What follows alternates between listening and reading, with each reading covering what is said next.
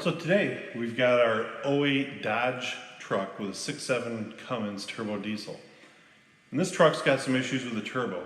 It's actually stuck in one position, the actuator is not working properly, and we suspect there's a lot of carbon buildup in this thing. So we're going to go ahead and swap out the turbo. It's not really that bad of a job, but there's a couple intricacies we have to follow here. We've got our new turbo here. The turbo came with the gaskets, seals, everything we need to install this turbo. And we're also going to recommend going ahead and replace the crankcase breather assembly. Now this is mounted up underneath the valve cover there. And anytime we replace a turbo, it's a good idea to replace any associated filters or breather assemblies. We want this thing to be breathing good, clean air. Also, while we've got it off, we want to make sure that we've got good oil feed and a good oil drain, as well as clean coolant passageways. This is a lubricated and cooled turbo by oil and coolant. So we want to make sure that we've got good supply to both of those areas, as well as good drains. This turbo comes with the new actuator, as I mentioned. This is already calibrated to work with this turbo, and it's got a brand new speed sensor on it. So this thing is really ready to go. So let's get our old turbo out of there and put our new one in. Okay, so we've gone ahead and disconnected the mass airflow sensor and the intake air temp sensor, and disconnected a hose that connects the crankcase ventilation system to the air intake. So we're going to set the air box out of the way. Once that's out of the way, you can see that we've got our air line here, or our breather line. We can kind of set up to the side. Grab my flashlight. You can see down in there by the turbo a little better. We can see our oil supply line. We can see our electrical connectors, our coolant supply line. All those are going to get disconnected, as well as the outlet boot, and we have the exhaust clamp back here. A couple electrical connectors. Disconnect the studs from the exhaust manifold, and this thing's ready to come out. All right, so now as you can see, we've got the oil lines loose, got the coolant lines loose, disconnected the electrical connectors. We've even gone ahead and pulled the battery off. And we've made sure to disconnect the other battery as well. We don't want to be arcing anything electrical while we're coming through here. So now that's all disconnected, we're going to grab the turbo,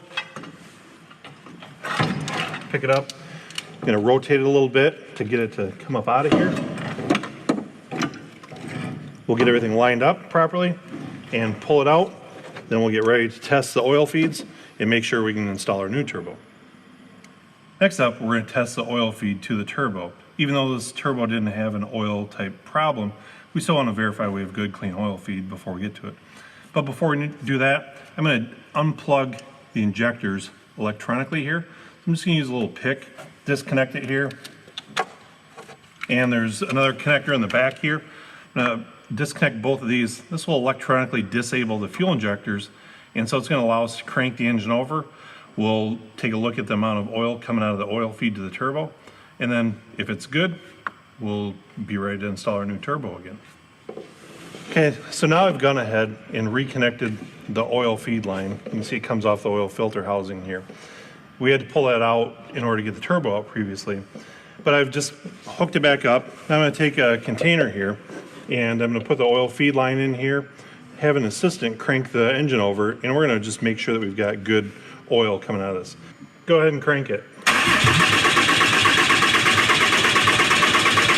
Okay. All right, as you can see, we've got a good steady stream of oil. Now we had to do a little bit of cranking previously because this line was off and a little bit of oil bled out. So once we got the air out of the system, this thing, as you can see, had a good steady stream of oil flow going here for the turbo. So now we're confident that when we install our new turbo, we're not going to be starving it for oil. This is always a very important step to take. So we've got our new turbo and our old turbo sitting side by side here. We've already gone ahead and installed the new studs that came with our new turbo. And the only thing we really need to transfer over now is this oil fitting. We'll swap that over. Our new kit came with some new O-rings there to seal it up. So we'll swap that over, and we're ready to install this thing back in the truck.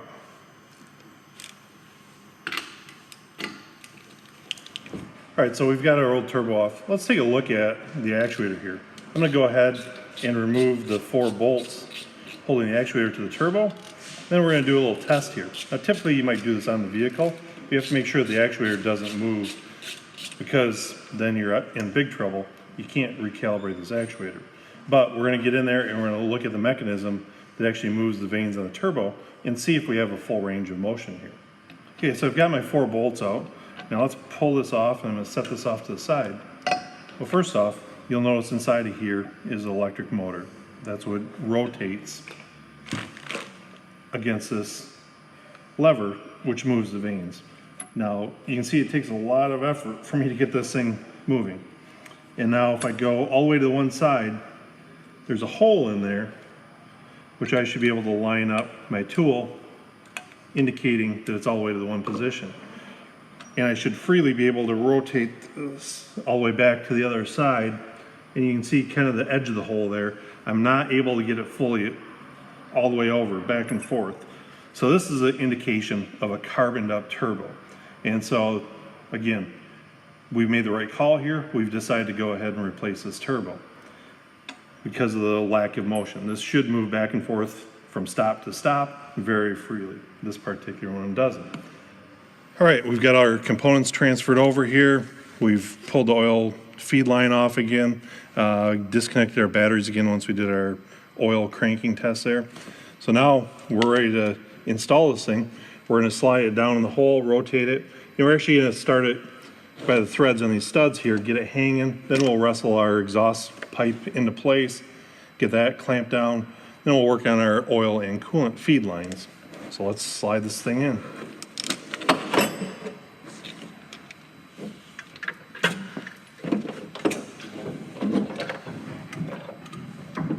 All right, so we've got our new turbo in, we've tightened all the connections, we've got it torqued up to the manifold here, got our exhaust clamp in tight, plugged in our electrical connection.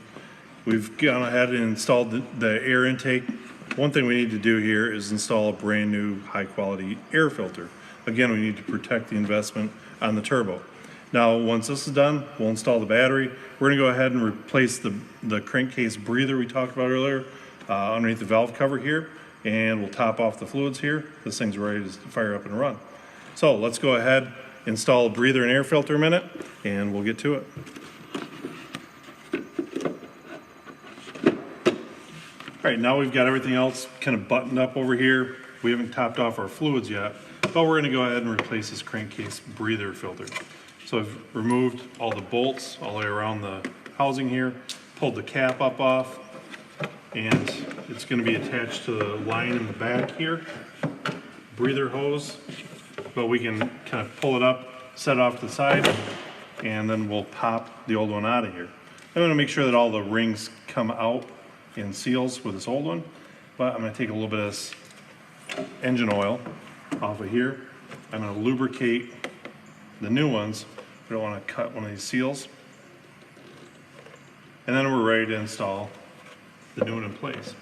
Now we don't want to get too aggressive in pounding it down, but just gently tap it by hand here. Then we'll take our cover, install it back on the breather line that goes over to the turbo, and set it down. We'll snug it all up, torque it in place, put the cap on, and we're ready to top off our coolant.